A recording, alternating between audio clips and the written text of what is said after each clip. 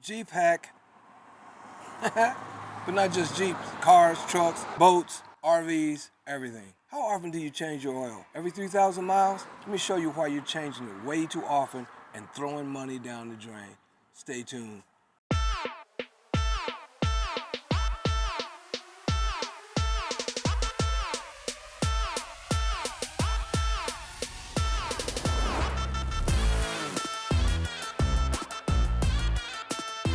Okay, boy G, right here with the Black Widow, with another G pack, but it works for everybody's vehicle. It also works for boats, snow blowers, lawnmowers, cars, trucks, motorcycles, anything you put gas and oil in. How often you change your oil? What do they tell you to do? Every 3,000 miles, right? And if you use synthetic, less. Not less, more.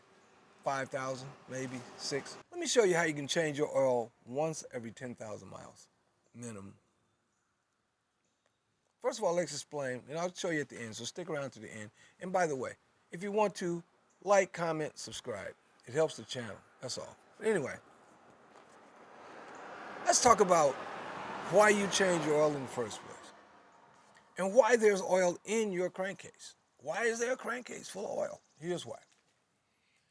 The internal combustion engine is a very, very old piece of technology. The only thing new on your engine for 2022 going into 23 is the little bells and whistles and computerized stuff that helps that motor do certain things that align with the EPA, okay? But overall, it's the same concept. You got a spark plug, right? That spark plug makes a spark. And inside that spark plug chamber is some gas. And when that spark sparks, that gas ignites. And when it ignites, it makes that piston move. That energy makes that piston move, right? Look, I don't know, I don't even change my own oil. But I've seen this enough times to know exactly how it works. And when it makes that spark, it comes back down, and then it sparks again, goes back up, sparks again, goes back down, okay? So, that happens thousands and thousands of times. That creates the movement of the piston. The piston moves. When it moves, it makes the car move, okay? Car, truck, motorcycle, boat, whatever. All right, now, the inefficiency of that model is why you get carbon released, right? The gas is made of carbon, and the more it's burned, the more carbon is released. Kind of weird, huh? But that's what happens. Okay, so when it sparks and when the gas is ignited, because the gas molecules are so big, it burns slow. And when it burns slow, it says burn, and then when it comes back down, the exhaust, in other words, the soot, the excess carbon, is distributed out through your engine. That excess carbon acts like rocks. It's grating up against your cylinders, the head, everything, right? It's like sand. It's like pouring sand in your engine. So what is the oil for? The oil is designed to lubricate the engine walls and the corners and the nicks and crannies and the rings and all that stuff so that that gas does not create more problems. It's an old technology. They hadn't changed it yet. Now,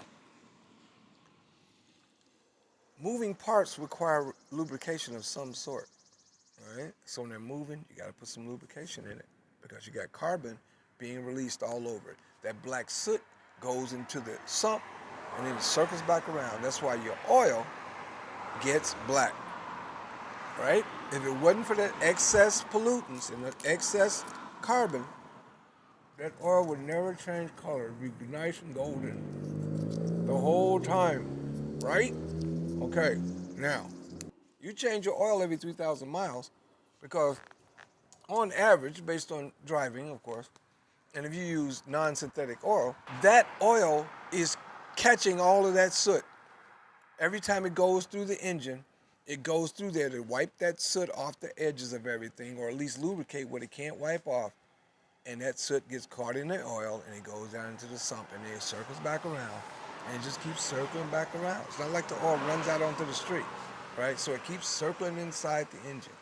As it circles inside the engine, it creates more and more soot because every time it fires, it creates more soot. So after an average of about 3,000 miles, that oil is black and it no longer has the viscosity, the slickness, because there's so much carbon in it. So they have to come in and drain it all out and put some new in so it can do the same thing over and over and over again. And no matter how many times you change your oil, it's going to get black because of the inefficiency of the fuel burning process. Okay, that's for all the scientific people. That's for all the car nuts. I'm not a car nut. I don't know nothing. I have never changed the oil in this Jeep. All right, so I don't really care. I really don't care now. I've got my own guy that works on my Jeep. I don't go to, any place except to change my oil on occasion when he's not available. But I know how much an oil change costs, right? And if you put synthetic, you really get hit, right? So let me show you how you make that oil change about once every year, maybe. Maybe. Click on the link. Click on the link. Not only don't buy another gallon of gas until you see this. Don't buy another quart of oil until you see this. Don't buy another oil change until you see this. Right? I'm changing lives today, y'all. Again, don't buy another gallon of gas until you see this. Don't buy another quart of oil until you see this. Go to don'tbuyanothергallon.com. Watch it. And if you don't agree with me, don't do anything. But if you agree, let's get it moving. Time to save money, guys. It's time to quit getting hacked, getting jacked up over people just deciding they want to charge you a bunch of stuff, right? All right, let's get going. And as always imparted, peace and accelerate.